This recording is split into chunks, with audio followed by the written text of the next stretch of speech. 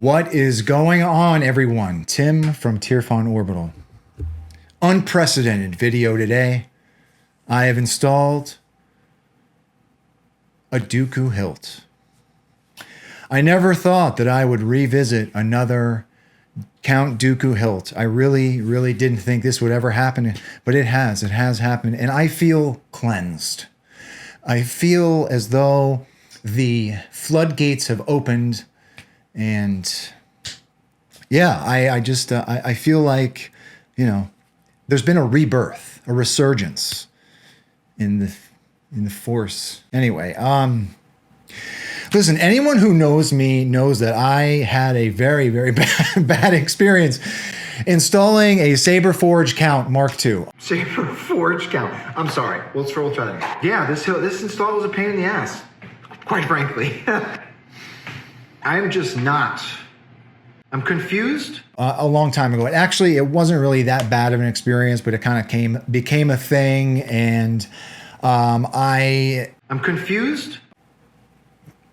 There were just some things about that hilt design that were very confounding to me, and I kind of swore up and down that I would never install one of those hilts ever again. And I've never installed a Saberforge hilt since then.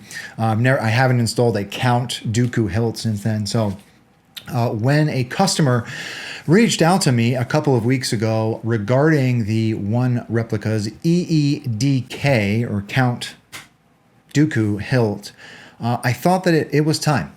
It was time to put that experience to bed and start anew. So I'm no stranger to One Replicas. One Replicas is a great company. They offer some very reasonably priced hilts. They're well-made hilts.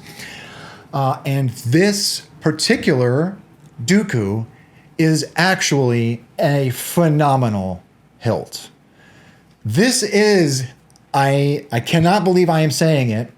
I don't think I would ever say this. I actually like this hilt. I was never really a big fan of the Counts Hilt. I've never really been a big fan of curved hilts. This thing is really rad, guys. It's a great hilt. Let me tell you why I really like this hilt. A, it is very, in my opinion, it is close to film accurate size. I have big hands, so it's gonna look very tiny in my hands.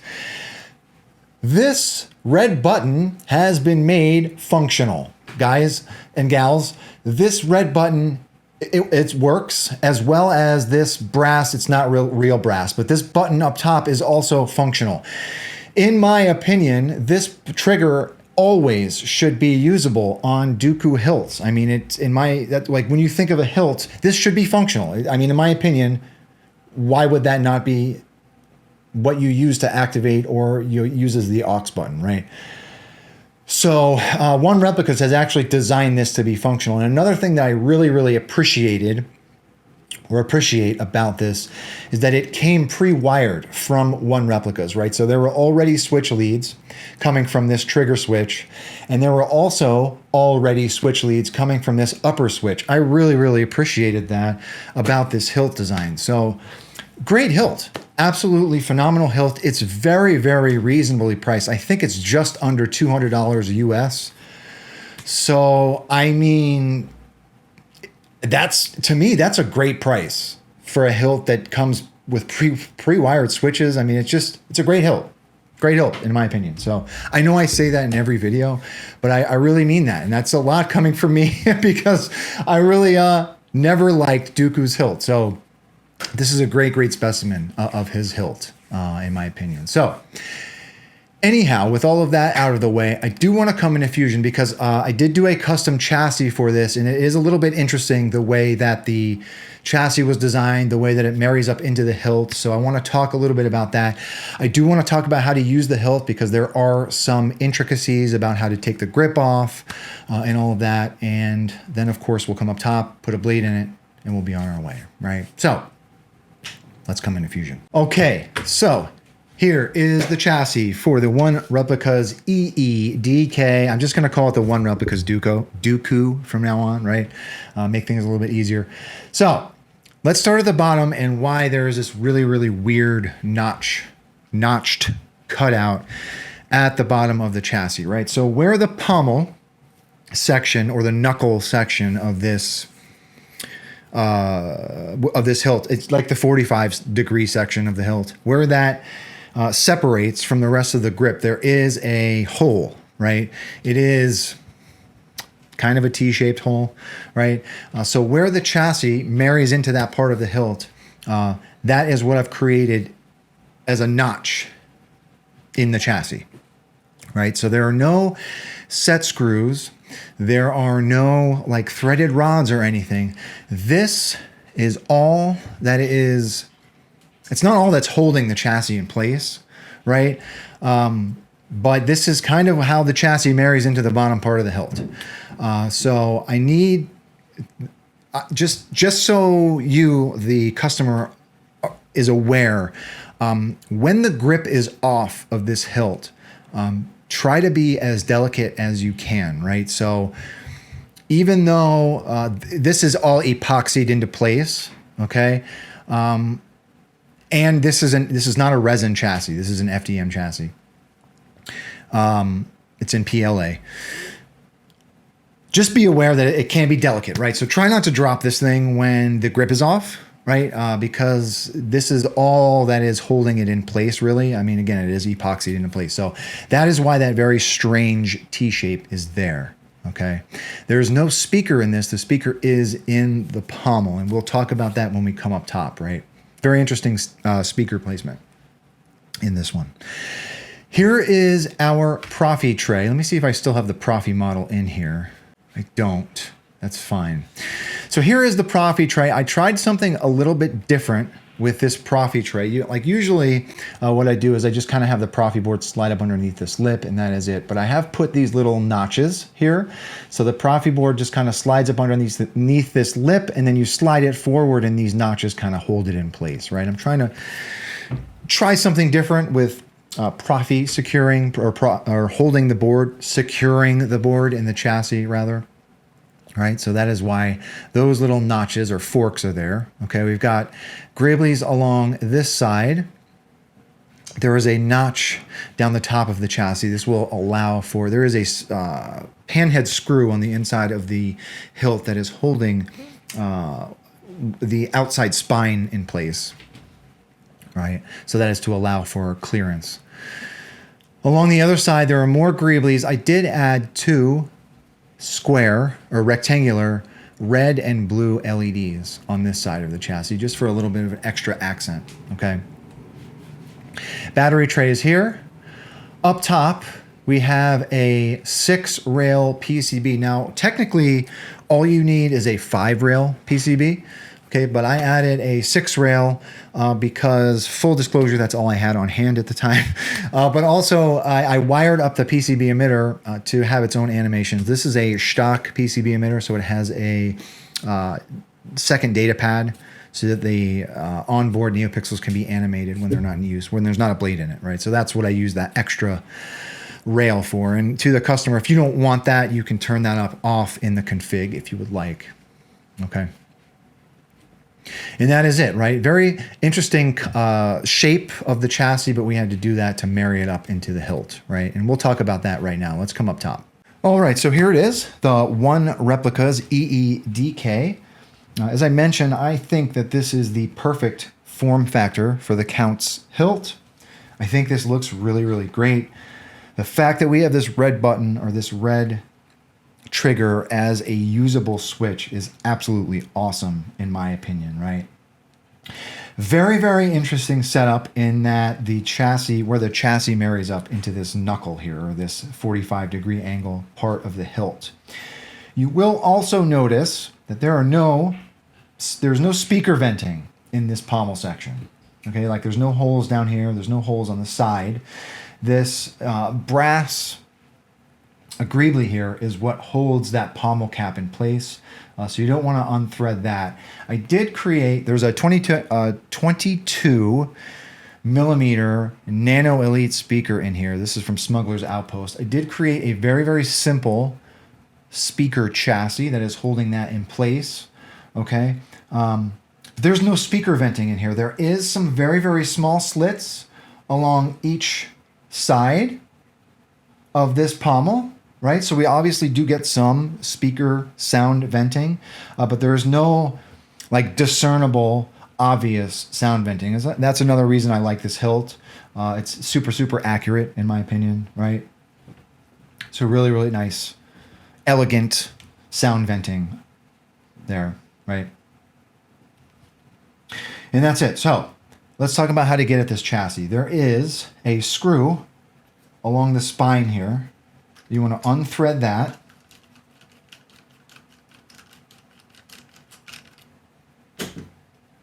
Okay.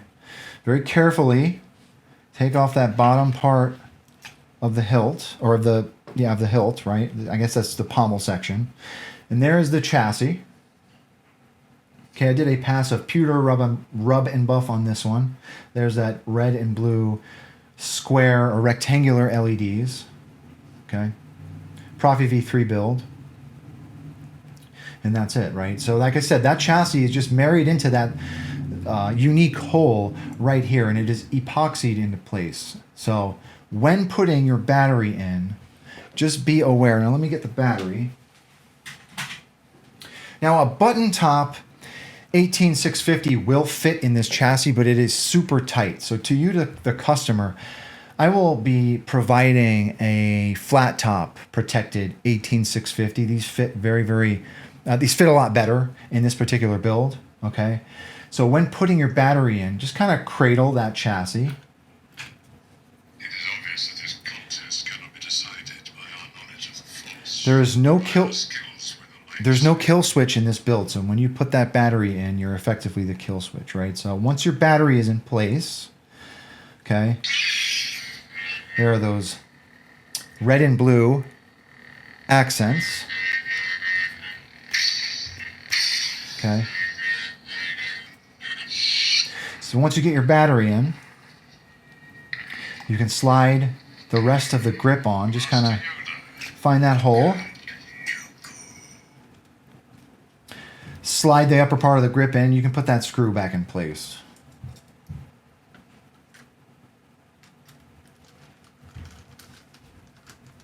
Stay on frame here. All right.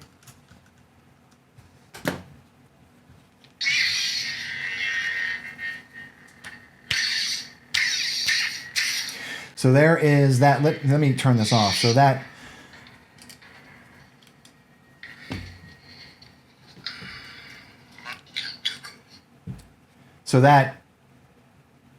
PCB emitter does animate when there's no blade in it. Let me take this blade plug out. So another thing that I did also, this is a relatively shallow blade holder, okay? Because once you get your PCB emitter in here with a PCB holder, it gets super, super shallow. So I did create another custom blade plug for this, because the blade plug that shipped with it is exactly the same depth as the hole that's up here, and that would not work with your blade PCB in there, right? So I created a custom blade plug that is accurate to the hilt, okay? And there is that animated stock PCB emitter in there, and you can change that. You can turn it off if you want. I changed that with each font. It's a little bit different, okay? Right, so that's it, right? Let's come down to the bottom. So there's that. That's probably going to get washed out. There we go. Let's see if it gets washed out on camera.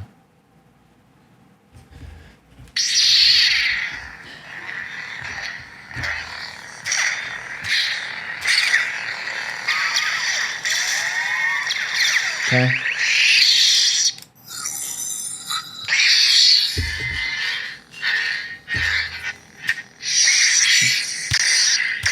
Okay. Let's put a blade in it. Right, so as I mentioned, very, very shallow blade holder, right? So this is a 1-inch blade holder. Just make sure your blade is resting on those PCB pins. There is an M4, I believe this is an M4 set screw around front here. Once your blade is in, tighten that set screw. Man, this is a really good feeling. I can't believe I'm saying this about a Dooku hilt. This is a good feeling hilt. So once you get that set screw tightened, you're good to go. I do also want to mention that make sure that set screw is good and tight. Also make sure that this screw that holds both pieces of the hilt is nice and tight. That way, all of these pins are making a good connection to one another, right? Because this is a removable setup, so those pins all need to be making an accurate connection, right? So, oh yeah, so it's not, so because this is not a perfect up and down configuration of Profi, twist activate doesn't work, right? So once you get your set screw in, you're good to go. Yeah, it's so cool having that trigger usable. That's really, really great. So I've set it up to have this trigger as the main. This top button is the aux. Man, I never thought I'd say it, but I kind of like this hilt.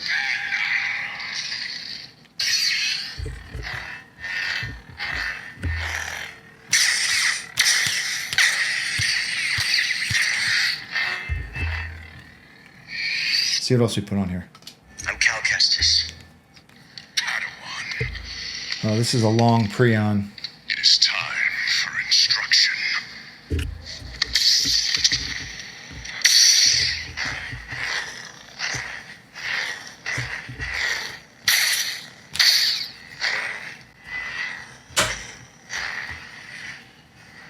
Such an interesting feeling hilt.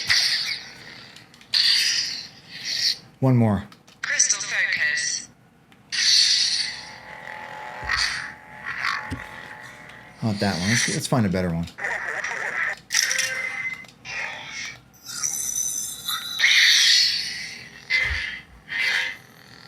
Yeah, such an interesting feeling hilt. With that like knurled grip too. I mean, kind of like it. I kind of like it, right? I mean, both switches, you would think that having this trigger down here would be an awkward like activation, but it kind of feels good having it down here. And having this switch up here is perfect as well.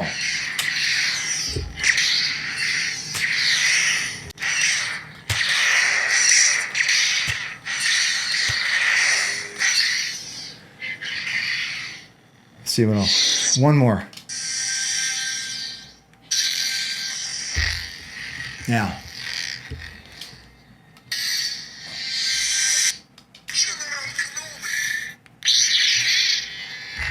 All right, so that's it.